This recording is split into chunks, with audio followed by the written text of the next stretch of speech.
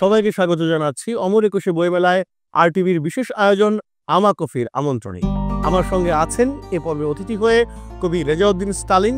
Stalin ভাই কেমন আছেন? ভালো আছে। মানে আপনার শীতের সংগঠন আমার হাতে। এই বইটায় কতদিনের কবিতা আছে? কি 1 বছরের? 1 বছরের কবিতা। মানে কয়টা কবিতা রাখছেন? এটা 64টা কবিতা। মানে সবগুলো কবিতা এই বছরে লেখা হয়েছে? আপনি তো কোনো কবিতা ফেলেন নাই মনে হচ্ছে। নাম কোনো কবিতা ফেলি না, তো ফেলার জন্য লিখি না। মানে যা লেখেন আমি মনে করি তো মানে যা লিখি চেষ্টা করি ভালো হওয়ার। এখন এমনও দেখা গেছে যে কবিতা আমার ভালো লাগছে না, সেই কবিতা কারো ভালো লেগে গেছে, তাহলে সেটা আপনি রেখে দেন? সেটা দেখে দিই, কারণ আমার রুচি এবং পাঠকের রুচির মধ্যে কখনো কখনো তো বিভেদ দেখা দিতেই পারে, পার্থক্য দেখা দেয়।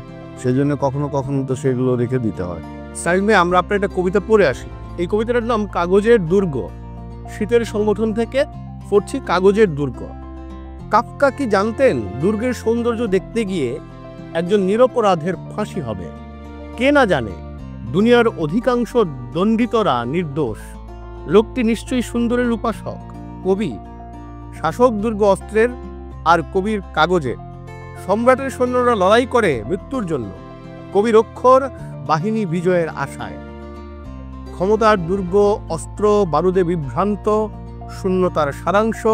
আর কাগজের দুর্গ ফোটা ফোটা অক্ষর, ভালোবাসার বন্ধুৎস।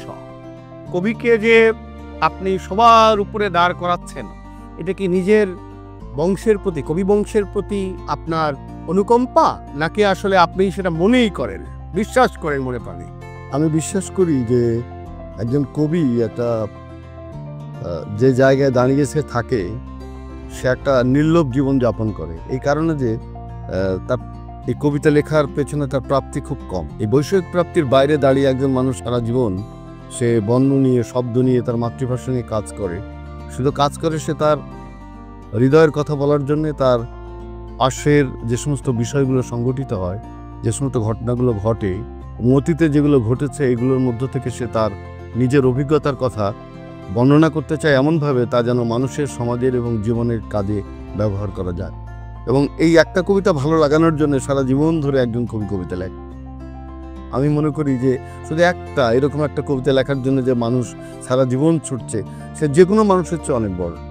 আপনার যে কবিতার যাত্রা পথ, দীর্ঘ যাত্রা, আপনার এই যাত্রা পথে মানে আপনি কি কি দেখে এলেন? আসলে আপনার এখন নিজের শুরুর দিকে তাকালে কি মনে হয়? মনে হয় শুরুটা খুব আনন্দময় ছিল। এই কারণে যে একটা ভালো কবিতা যদি লিখতে পারতাম, তার চেয়ে আনন্দের আর কিছু ছিল না। মনে হয় বিশ্বটাকে জয় করে ফেললাম। একটা কবিতা যদি ছাপা হতো বাংলাদেশের কোনো ভালো কাগজে কিংবা ভারতের দেশ পত্রিকায়, মনে হতো আমার চেয়ে বড় কবি আর কেউ নেই। তো এই যে আনন্দ, ছাপার অক্ষরে দেখার আনন্দ, একটা ভালো কবিতা লিখে মানুষের সামনে পাঠ করার যে আনন্দ, সে আনন্দ আমি আর কোনো কিছুতে কোনোদিন পাইনি। এখনো পর্যন্ত একটা ভালো কাগজে একটা লেখা ছাপা হলে আমি ঘুরে ফিরে বারে বারে দেখতে থাকি। না, সেটা দারুণ। আপনার লেখালেখির প্রক্রিয়াটা আসলে কেমন? প্রতিদিন আপনি লেখেন, রুটিন করে লেখেন, না নাকি কখনো লিখি না, নাকি আসলে তাগিদ থেকে লেখেন? আমি হয়তো অনেকদিন লিখি না, কিন্তু হঠাৎ একটা লাইন কখনো মানে ঝলসে ওঠে কিংবা ঝিলকে ওঠে, বিদ্যুৎ প্রভার মতো একটা স্পুলিংয়ের মতো একটা লাইন আসে ভেতরে। সেই লাইনটাকে যদি আমার ভালো লাগে, মনে হয় এটা কবিতার উপযোগী একটা লাইন, সেটাকে আমি এলাবোরেট করতে থাকি, আরও অন্য অন্য অভিজ্ঞতার সঙ্গে যুক্ত করে দিই এবং সামঞ্জস্যভাবে যুক্ত করি। আমি বলি যে আমরা যারা 80-র দশক পর্যন্ত কবিতা লিখেছি, 60-70 দশকে, তারা আমরা রক্ষা করতাম যে বক্তব্যের শুরু থেকে শেষ পর্যন্ত একটা পূর্বাপর যেন একটা সম্পর্ক থাকে, সন্নিহিতিটা। হ্যাঁ, সন্নিহিতি থাকে এবং দূরবর্তী একটা উল্লম্ফন থাকলেও সেই উল্লম্ফনও যেন মানে আমার সেই বক্তব্যের ছেদ না ঘটায়, মানে একদম পরম্পরাটা যেন নষ্ট না হয়। আপনি কি মনে করেন আপনার কবিতা, যারা কবিতার পাঠক, যারা এই সময়ে লেখালেখি করছেন, কবি, তারা কি গ্রহণ করলো আপনার কবিতা? আসলে গ্রহণ সবাই করে না, কেউ কেউ তো নিশ্চয়ই করে।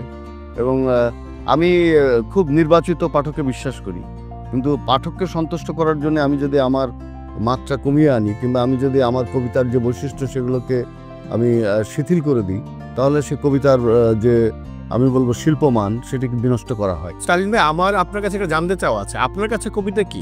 আমি মনে করি যে বিষয় কবিতাকে অনেক সময় নিয়ন্ত্রণ করে এবং আমার কবিতার বিষয় যদি স্ট্রং না হয় তাহলে সেই কবিতাটা ধোপে টেকে না।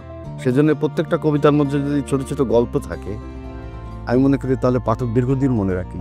আমি যেন চেষ্টা করেছি আখ্যানধর্মী কবিতা লেখার, যে কবিতার মধ্যে গল্প থাকে সেই কবিতা কিন্তু দীর্ঘদিন যায়। এবারে মানুষের মনে রাখার লোভ আপনারা অবশ্যই নিশ্চয়ই মানুষ তো মনে রাখার জন্যই, এবং যে জন্য রবীন্দ্রনাথ বলছেন আজ হতে 100 বর্ষ পরে তুমি পরিচয় করে আবার কবিতাখানি কৌতূহল। স্টালিন ভাই, আপনি তো শুধু কবিতা লেখেন না, আপনি অনেক ধরনের কাজ করেন এবং আপনার সেই অনেক ধরনের কাজগুলো আপনার কবিতাকে সাপ্লিমেন্ট করে কিনা, সমর্থন করে কিনা? কবিতাকে সমর্থন করার আর কেউ সমর্থন করে না। কবিতা খুব একটা ভয়ঙ্কর জিনিস। সে একটা শামসুল হক বলেছেন খুব অভিশপ্ত জীবন। আমি সেটা বলি না, তো আমি বলি সেটা আনন্দময় জীবন, কিন্তু কবিতাকে সাপ্লিমেন্ট করে খুব কম। মানে আমি যাই করি না কেন সেটা কবিতা এত সময় দাবি করে, এত নিবিষ্টতা দাবি করে যে একমাত্র ঘরের স্ত্রীও সাপ্লিমেন্ট। হ্যাঁ সাহিল ভাই, আপনার সাথে কথা বলা খুবই আনন্দের। আমি একটু জানতে চাই, এই যে দীর্ঘ সময় কবিতা আপনাকে কি কি দিল আর কি কি নিল, ছোট্ট করে যদি বলেন। নিল, আমার যে সমস্ত বন্ধু বান্ধব আছে তারা কিন্তু অনেক বড় লোক, ব্যবসায়ী এবং শত শত কোটি টাকার মালিক, কিন্তু আমি আর ওদের সঙ্গে যাইনি। আমি কবিতার সঙ্গে থাকতে চেয়েছি। আমি কবিতার সঙ্গে এই জন্য থাকতে চেয়েছি যে একটা অমরত্বের লোভ আমার মধ্যে আছে। জন্ম হচ্ছে মাইকেল মধুসূদন দত্তের দেশে, যশোরে। আমি দেখেছি যে সে জমিদারের ছেলে ছিল, তার তো কোনো অভাব ছিল না, কিন্তু সে শুধু কবি হতে চেয়েছিল। কবি হিসেবে সে বেঁচে আছে এবং এরকম অসংখ্য জমিদার ভেসে গেছে, নামও পৃথিবীর কেউ মনে রাখে না। কে মনে রেখেছে? আমরা ওই সেই নিরীহ একজন মানে একটু বহেমিয়ান লোরকাকে মনে রেখেছি, পাবলো নেরুদাকে মনে রেখেছি। সে কত দূরে বাড়ি, কেন? যে সে আমার হৃদয়ের মধ্যে একটা বাড়ি তৈরি করে দেয়, যেখানে আমি নির্বিঘ্নে খুব দুশ্চিন্তাগ্রস্ত হলেও অনেক দুঃসময়েও সেই বাড়িতে আমি বসবাস করতে পারি। আপনার কবিতার গুণে নিশ্চয়ই আমাদের ভাবিকালের পাঠকরাও আপনাকে মনে রাখবে। আমরা একটা হাইপোথেটিক্যাল প্রশ্ন দিয়ে আসলে র্যাপিড ফায়ার রাউন্ডে যাই। আপনাদের প্রশ্নটা হলে, আপনি যদি আপনার জীবনের যে কোনো সময়, ধরা যাক 80 দশকের শুরুতে আপনি ফিরে যাইতেন, তখন আপনি নিজেকে কি পরামর্শ দিতেন? আমি পরামর্শ দিতাম যে আমার পাঠকরা 10 বছর 20 বছর আমার মৃত্যুর পরে তারা কি করছে, আমাকে স্মরণ করছে কি করছেন। কবি রেজাউদ্দিন স্টালিনের সঙ্গে আমরা যাচ্ছি র্যাপিড ফায়ার রাউন্ডে। র্যাপিড ফায়ার রাউন্ডে রেজাউদ্দিন স্টালিনের জন্য আমাদের প্রথম শব্দ প্রেম। প্রেম চিরায়ত, এবং আমি প্রেম ভালোবাসি। বিরহ খুব কষ্টকর, আমি ভুলতে চাই না। প্রকৃতি ছাড়া মানুষ বাঁচে না। সময় একটা আপেক্ষিক। স্বপ্ন দেখতে চাই সারা জীবন ধরে। মৃত্যুতে বিশ্বাস করি না। যুদ্ধ, সারা জীবন ধরে যুদ্ধ করতে চাই। শান্তি বলে কিছু নেই পৃথিবীতে। অভ্যুত্থান, প্রতিটি দিন একটা অভ্যুত্থান দরকার একজন কবি। মানবতা, খুব বিপন্ন শব্দ পৃথিবীতে। অন্ধকার, আলোর প্রতিপক্ষ। আলোর খুব দরকার, কারণ তা অন্ধকারের প্রতিপক্ষ। নিঃসঙ্গতা খুব উপভোগ করি। বিপ্লব খুব ক্লিশে একটা শব্দ। কৈশব, অনিবার্য একটা শব্দ যা আমার খুব প্রয়োজন। আত্মা অবিনশ্বর।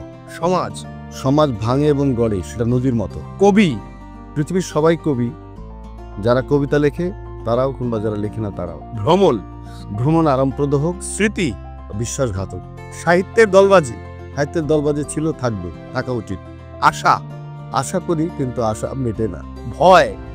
ভয় মানুষের সবচেয়ে নিকটতম আত্মীয়। রেজাউদ্দিন স্টালিন খুব বিভ্রান্তিকর। খুব বিভ্রান্তিকর। পাঠকরা নিশ্চয়ই তাকে বুঝতে চেষ্টা করবেন, এই বিভ্রান্তি থেকে বুঝে নিয়ে নেবেন রেজাউদ্দিন স্টালিনকে। অনেক ধন্যবাদ আমাদেরকে সময় দেওয়ার জন্য। প্রিয় দর্শক, অমর একুশে বইমেলায় RTVর বিশেষ আয়োজন আমার কপির আমন্ত্রণে কথা বলছিলাম কবি রেজাউদ্দিন স্টালিনের সঙ্গে। দেখা হচ্ছে অন্য কোনো একজন লেখকের সাথে নিয়ে এই আয়োজনের পরের পর্বে। সবাইকে অনেক ধন্যবাদ।